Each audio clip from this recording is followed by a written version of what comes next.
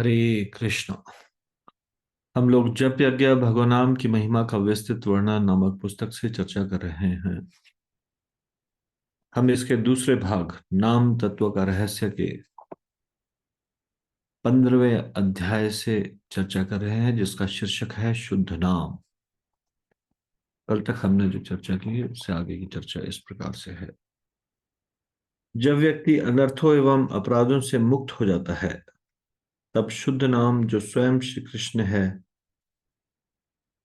व्रज गोकुल से व्यक्ति के हृदय में अवतरित होता है। ये शुद्ध नाम का प्राकट्य शुद्ध सत्व के अवतरण के साथ होता है। तो पहले अनर्थों से मुक्त होना पड़ेगा, अपराधों से मुक्त होना पड़ेगा। नाम अपराध, सेवा अपराध, धाम अपराध, अनेक प्रकार के अपराध। अनर्थों और अपराधों से मुक्त जब व्यक्ति हो जाएगा, तो शुद्ध नाम हृदय में अवतरित होगा कैसे? तो यहां पे बताया जा रहा है, शुद्ध सत्व का अवतरण होगा पहले। शुद्ध सत्व का अवतरण क्या है? जैसे अभी हम तीन गुणों के अंतर्गत है, कभी सतुगुण, कभी रजोगुण, कभी तमोगुण। इन तीनों गुणों की प्रतिस्पर्धा चलती रहती है प्रत्येक व्यक्ति के भीतर। कभी सतुगुण हावी हो जाता है, कभी रजोगुण हावी हो जाता है, कभी तमोगुण हावी हो जाता है। तो यदि हमको भगवान की भक्ति करनी है, तो ये आवश्यक है कि हम रजोगुण और तमोगुण के प्रभाव से मुक्त होकर सतोगुण में आ जाए। और फिर सतोगुण से मार्ग है शुद्ध सतोगुण का। तो शुद्ध सत्व का अवतरण होने का मतलब है ये रजोगुण और तमोगुण के प्रभाव में तो है ही नहीं, लेकिन सतोगुण से भी ऊपर उठ चुके हैं, सतोगुण के प्रभाव में भी नहीं है। तो शुद्ध सत्व का अवतरण कब होगा, कैसे होगा, का अर्थ क्या है? शुद्ध सत्व का अवतरण का अर्थ है चेतना कृष्ण में लगी रहे। ये अर्थ है इसका। हमारी चेतना कृष्ण में लगी रहे। जब हम मनसा वाचा कर्मणा हर प्रकार से कृष्णमय हो जाएंगे और ये हृदय में अनर्थ नष्ट हो जाएंगे, अनर्थ दूर हो जाएंगे, तो फिर हमारे हृदय में अवतरण होगा शुद्ध सतोगुण का। हम्म, शुद्ध सतोगुण का अवतरण होगा।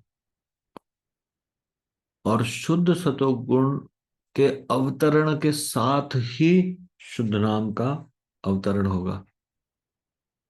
तो सोच लीजिए कितना कठिन है, इतना आसान नहीं है। हम्म, हम गलत फहमी में रह सकते हैं कि हम शुद्ध नाम ले रहे हैं, पर असलियत में तो हम ये नाम ले रहे हैं ताकि हमारे हृदय निर्मल हो जाए, हृदय में जो अनर्थ है वो दूर हो जाए, हमारी चेतना कृष्ण में लगी रहे। इसलिए हम नाम ले रहे हैं। और सुबह जो ये नाम लेना है, 16 माला का जप करना है, ये शुरुआत है दिन की। ताकि अब सुबह भगवान का नाम से शुरुआत हुई, तो दिन में रजोगुण और तमोगुण से हम बच सके, दिन में माया के प्रभाव से हम बच सके। गुरु महाराज हिज होलीनेस गोपाल कृष्ण गोस्वामी महाराज जी कहते थे कि जिस दिन आप सुबह 16 माला पूरी करेंगे, उस दिन दिन भर में आपको कृष्ण आकर्षक लगेंगे। और जिस दिन आप सुबह साधना नहीं करेंगे, उस दिन आपको माया आकर्षक लगेगी। सुबह की साधना से चेतना में असर पड़ता है, इसलिए 16 माला का जप सुबह ही करना चाहिए, दोपहर को नहीं। रजोगुण में वृद्धि होने के कारण, ये रजोगुणी समय होने के कारण कि जप भी रजोगुणी हो जाएगा, ध्यानपूर्वक नहीं हो पाएगा। हम्म। इसलिए नाम हृदय में आए, शुद्ध सत्व हृदय में आए, इसके लिए है कि हम ध्यान पूर्वक जप करने का प्रयास करें।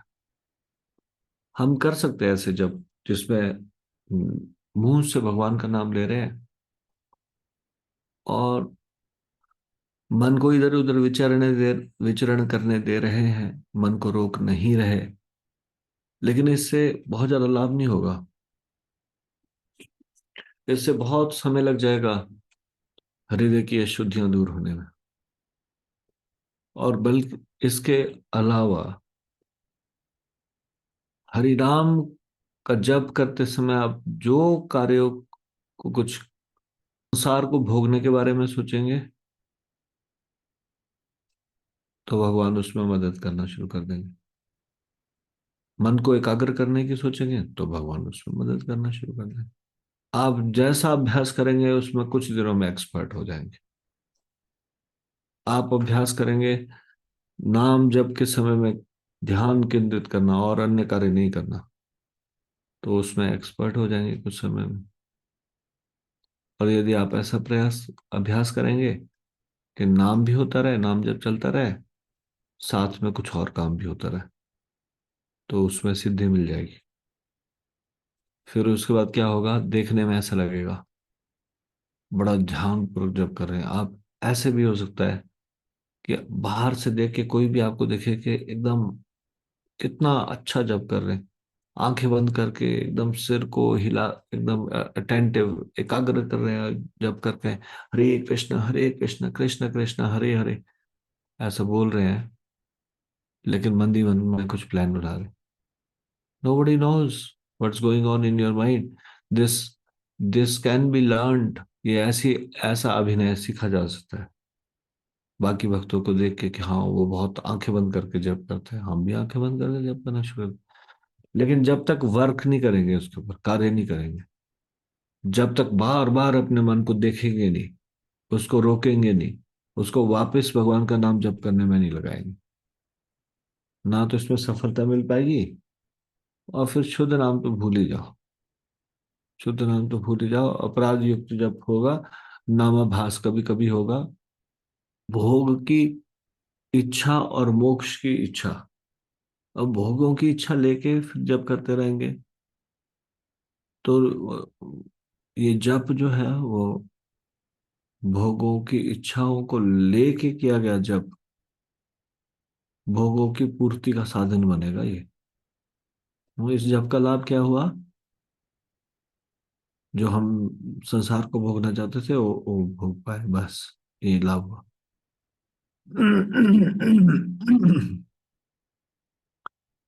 संसार के भोगों को भोगना चाहा, उसकी कीमत चुका दी हरे कृष्ण महामंत्र का जप करके। भगवान ने कहा तथास्तु। इसलिए जब के समय में इतना इतना अलर्ट रहना चाहिए। जब के समय में नो अदर एक्टिविटी, जब के समय में जब इसका प्रयास करना है। तो अभी हम इसको यहीं पे विराम देंगे, इससे आगे की चर्चा हम कल करेंगे। श्री जप यज्ञ की जय, श्री हरिनाम संकीर्तन की जय, श्री नाम प्रभु की जय, शिल प्रभुपाद की जय, निताई गौर प्रेमानंदे, हरि हरि बोल।